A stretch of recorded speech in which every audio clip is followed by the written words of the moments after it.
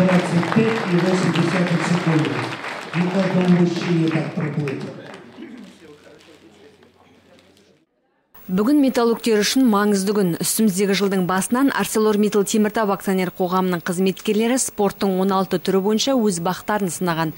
Бүгін жеңімпаздар мен жарысқа қатысқандар марапатқа ие болып отыр. Мен бүгін спартакиадаға қатысқан барлық мамандарды құттықтағым келіп отыр. Сіздерге көп күш сыйлаймын. Спортпен тек бір жыл ғана емес, өмір бақи айналысыңыздар дер едім. Егер адам спортпен үнемі шұғылданар болса, өмірге деген көз қарасы да өзгеше болады. Барлықтарыңызға денсаулық, көтеріңкі көңіл күй сыйлаймын. Биылғы жылы спартакиадаға 6,5 мыңнан аса маман қатысты. Сайыс қаңтар айынан басталып, қараша айында аяқталды. Мамандарымыз команда үшін жеке өздері үшін де тырысып бақтарын сынады. Мен бүгін осы тартысты доданың қорытындысы шығарылып, жеңімпаздар марапатталып отыр. Марапатқа ие болғандар ішінде жасы 70-тің үшеуіне келсе де спартакиадаға 53 жылдан бері қатысып келе жатқан металлург маман Раиса Задорожная да бар. Ол зейнетке шықса да металлургтер арасында өтетін жарыстарды жібермей келеді.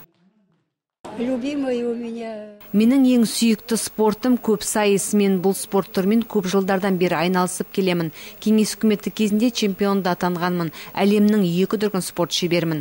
Домна цехында бірнеше жыл еңбек еттім. Металлургтер арасында қандай сайыс өтсе де мен қалыс қалмаймын. Оған қатысып келемін.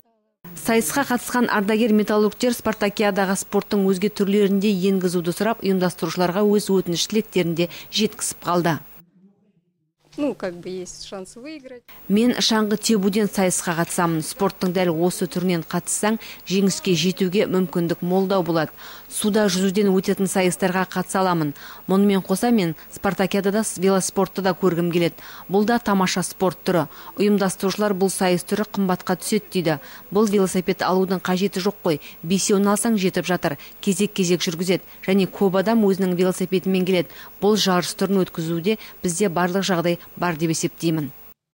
Спартакиада кезең-кезең бойынша спорттың 16 түрі бойынша өтті. Оған мықты деген 12 команда қатысты. Биылғы жылы өткен сайыстың бір ерекшелігі әр цехтар ұйымдасып, іріктеу өткізіп, арнайы команда құрды.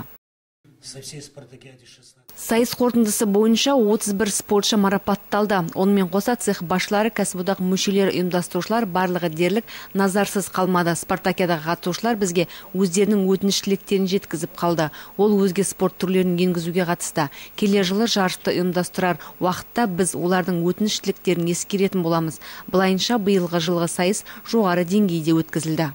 Спартакиаданың қорытындысы бойынша энергетиктер бірінші, болат балқытушылар командасы екінші және Ермі ОПЗ командасы үшінші орынға ие болды.